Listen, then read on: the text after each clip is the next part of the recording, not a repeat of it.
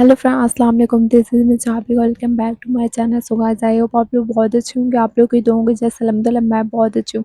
तो बस मैं जैसे ही सोकर उठी, देखी कि मेरी मम्मा अपने हाथों से बर्गर बनाई थी और काफ़ी ज़्यादा टेस्टी था।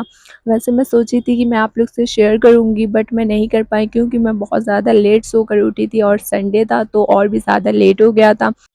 बट इंशाल्लाह मैं आप लोग से नेक्स्ट टाइम रेसिपी ज़रूर शेयर करूँगी।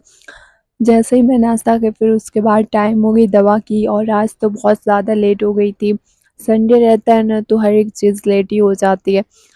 जैसे ही मुझे याद आया कि मैं दवा अभी तक नहीं खाई हूँ तो मैं फ़ौरन से दवा ली और खाने लगी। और आजकल इतनी ज़्यादा तबीयत ख़राब रहती है ना कि समझ ही में नहीं आ रहा कि मेरे साथ क्या हो रहा है। क्योंकि कभी-कभी तबीयत बहुत अच्छी भी रहती है और कभी-कभी बहुत ज़्यादा ख़राब भी हो जाती है। जैसे कि अचानक से आज मुझे बहुत ज़्यादा वॉमिट होने लगी और फिर इतनी तेज़ चक्कर आने लगा तो मुझे दोबारा से डॉक्टर के पास जाना पड़ा। और फिर जैसे ही मैं डॉक्टर के पास से आई तो बहुत ज़्यादा लेट हो गई थी, तो मुझे नोट्स वग़ैरह भी बनानी थी बट नहीं बना पाई मैं। वैसे आज संडे था तो मैं सोची थी कि मैं अपनी नोट्स कंप्लीट करूँगी, बट जब डॉक्टर के पास जाती हूँ ना तो वहाँ पे भी बहुत ज़्यादा टाइम चली जाती है और फिर आती हूँ तो फिर मन ही नहीं करता है कोई कुछ करने का। तो बस उसके बाद अज़ान होने लगी, मैं नमाज़ पढ़ने लगी और नमाज़ पढ़ रही थी तो इतनी दुआ कर रही थी कि अल्लाह पाक मैं जल्दी से एकदम अच्छे से ठीक हो जाऊँ, क्योंकि जब ठीक हो जाऊँगी तो हर एक चीज़ें भी सही हो जाएगी ना। जैसे कि मेरी नोट्स कंप्लीट अभी तक नहीं हुई, मेरा बहुत होमवर्क भी है और बहुत सारी चीज़ें हैं जो कि मैं अभी नहीं कर रही हूँ। इंशाअल्लाह मैं जब ठीक हो जाऊँगी तो मैं उसको कंप्लीट करूँगी। और फिर उसके बाद नमाज़ पढ़ के जैसे किचन में गई, मैं देखी कि मम्मा बना रही थी खस्ता। तो जैसे ही खस्ता बना रही थी मैं सोची मैं क्यों ना आप लोग से भी शेयर कर देती हूँ। तो सारा कुछ यहाँ पे रेडी कर दी थी, बस इसको अभी फ्राई करना था और जब फ्राई कर देंगी तो मैं आप लोग को दिखाऊँगी।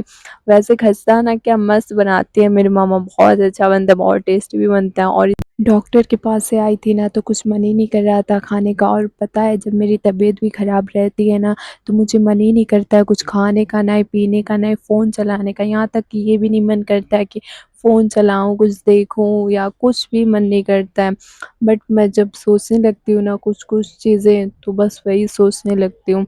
तो बस इसीलिए मम्मा सोची कि मैं क्यों ना थोड़ा-सा बना देती हूँ और मैं खा लूँ वही थोड़ा-सा। वैसे मैं खाना भी सही से नहीं खाई थी, बट हमेशा दवा से ही नहीं सही होता हर एक चीज़, क्योंकि कभी-कभी ना कोई भी चीज़ को हम लोग बहुत ज़्यादा सोच लेते हैं, बहुत ज़्यादा उस चीज़ की टेंशन लेने लगते हैं, तो इसकी वजह से भी हम लोग बीमार पड़ सकते हैं, हमारी तबीयत ख़राब हो सकती है।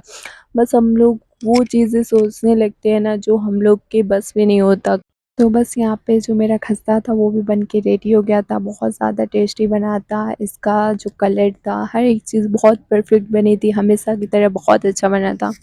तो बस इसीलिए लाइफ में कुछ भी हो ना टेंशन नहीं लिया जाता है, बट मैं तो सिर्फ बोलते रहती हूँ, बट मैं भी टेंशन लेती हूँ, क्योंकि हमारे साथ कुछ भी होगा तो ये थोड़ी ना होगा कि फ़र्क ही ना पड़े, क्योंकि हम लोग को उस चीज़ को सैक्रिफाइस करना होता है, तो इसीलिए टेंशन भी होती है। और आजकल तो हर एक इंसान की लाइफ में ज़रूर टेंशन होती है, कुछ ना कुछ चीज़ को लेकर टेंशन ज़रूर होती है, पढ़ाई को लेकर या कुछ भी इशू रहता है तो उसको लेकर टेंशन ज़रूर रहती है।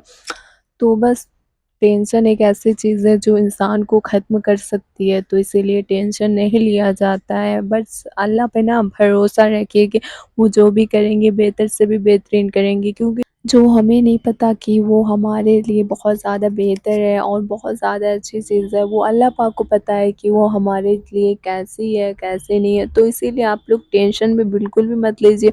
जो भी अच्छा होगा, जैसा भी होगा, अल्लाह पाक आप लोग हर एक चीज़ बताएँगे, हर एक चीज़ देंगे, लेंगे, वो अल्लाह पाक के बस में है। और फिर उसके बाद घर में बन रही थी पकौड़ी, तो मैं सोची क्यों ना मैं ट्राई करती हूँ, क्योंकि मैं कभी भी अपने हाथों से ना प पकौड़ी बनाई नहीं हूँ।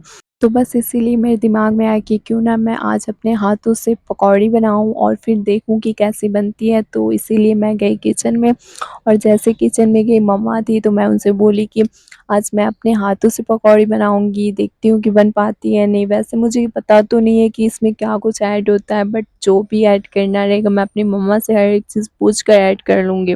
बट जैसे भी बनेगी मैं आप लोग से हर एक चीज़ें बताती रहूँगी, दिखाती रहूँगी, क्योंकि अगर कोई भी चीज़ गलत भी बनी तो फिर उससे पता चलता है कि इस चीज़ को कैसे सही करना है। तो इसीलिए गलत करने से भी एक समझ आता है कि ये चीज़ को कैसे बनाना है, और फिर पकौड़ी बनाने के लिए भी यहाँ पे हर एक चीज़ रेडी थी। वैसे मुझे लग रहा था ना कि मुझसे नहीं हो पाएगा, क्योंकि बहुत ज़्यादा पकौड़ी बनाने में टाइम भी लगती है और फिर बहुत कुछ करना भी होता है। बट मेरी मम्मा जो कुछ बता रही थी, मैं वो कर रही थी, तो बहुत ईज़ी लग रहा था मुझे। बट मैं जब अकेले सब कुछ करती ना तो बहुत मुश्किल हो जाता। तो बस मेरी मम्मा जैसे-जैसे बता रही थी, मैं वैसे-वैसे सारा कुछ कर रही थी, तो मुझे ईज़ी सा लग रहा था।